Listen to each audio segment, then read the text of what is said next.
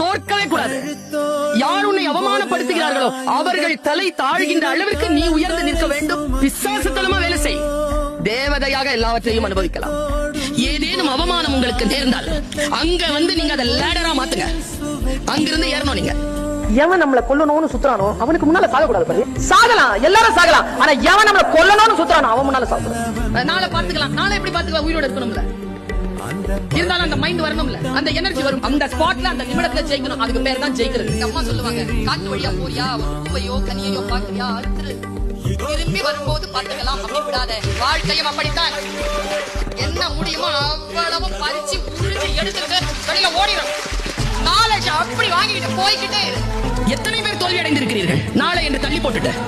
ஜெயிக்கிறவங்களுக்கு உங்களுக்கும் இருக்கக்கூடிய ஒரே வித்தியாசம், காலத்தால் அவன் பயிர் செய்தான், நீ காலத்தை கைவிட்டு விட்டு பிறகு பார்த்துக் கொள்ளலாம் என்று இருந்தாய். மகிழ்ந்திருக்கு. வாழ்க்கையின் உயிரோடு இருக்கக்கூடிய வினாடிகளே மகிழ்வதற்காக